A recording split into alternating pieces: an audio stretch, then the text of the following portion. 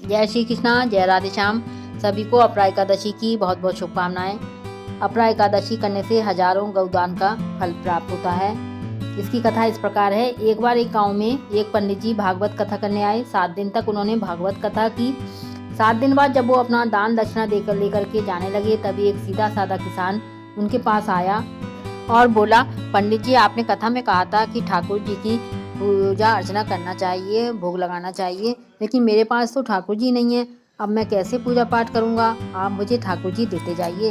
तो इस पर पंडित जी बोले कि तुम ही ले आना। लेकिन वो सीधा साधा किसान था, वो कुछ नहीं जानता था। बोला, पंडित जी आप ही मुझे को दे दीजिए। पंडित जी उससे पीछा छुड़ाना चाहते थे, इसलिए उन्होंने अपने थैले में से भांग घोटने वाला एक सिलबट्टा उठाया और उससे कहा कि ये है ठाकुर जी, इनकी रोज़ तुम सेवा पूजा पाठ वगैरह करना, पहले खुद नहाना, फिर ठाकुर जी को नहला करके भोग लगाना। इस तरह से तुम्हारे घर में सुख शांति आएगी और तुम खुश रहोगे। किसान बहुत खुश हुआ और वो सिलबट्टा लेके अपने घर आ गया।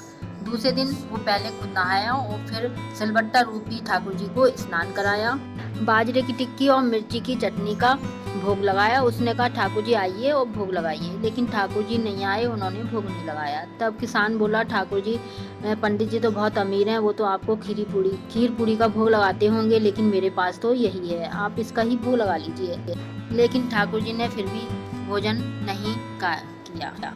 उस दिन किसान भी भूखा रह गया। दूसरे दिन, तीसरे दिन, इस तरह करते करते 7 दिन तक वो विनती करता रहा, लेकिन ठाकुर जी ने भोग नहीं लगाया और किसान ने भी भोजन नहीं किया 7 दिन तक। 7वें दिन उसको गुस्सा आ गया और बोला कि ठाकुर जी, अगर आप भोग नहीं लगाओगे तो मैं अपना माथा फोड़ दूंगा।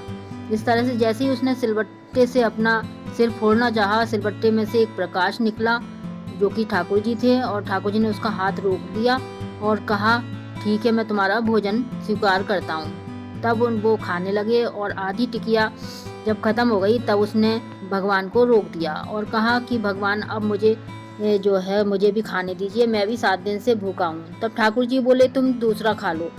किसान बोला, ठाकुर जी, दूसरी टिकिया तो मेरी माँ के लिए है, अगर मैं खा लूँगा तो मेरी माँ भूखी रह जाएगी।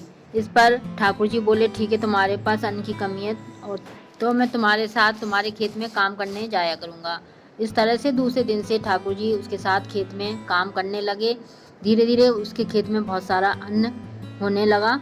अब उसके पास अन्न धन की कोई भी कमी नहीं थी। उसने एक गाय भी पाल ली थी।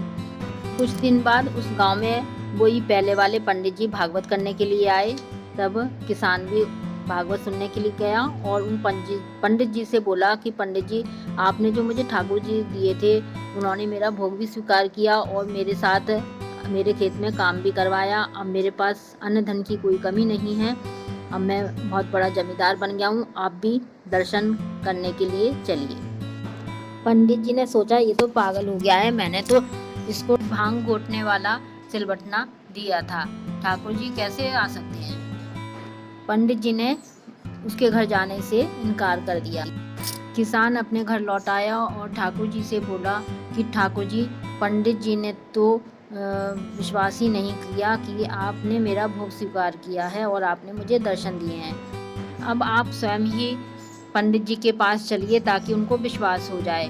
लेकिन ठाकुर जी ने वहाँ जाने से इनकार कर दिया और कहा कि जो मेरी झूठी पूजा करता है, मैं उसको दर्शन नहीं देता हूँ, और जो मेरी प्रेम से, श्रद्धा से, भक्ति भाव से, निस्वार्थ भाव से पूजा करता है, मैं उसके हृदय में सदैव निवास करता हूँ और उसी को दर्शन करता हूँ, क्योंकि मैं भक्तों के वश में होता हूँ। जय श्रीमन नारायण, जय श्री कृष्णा, राधे राधे, राधे राधे।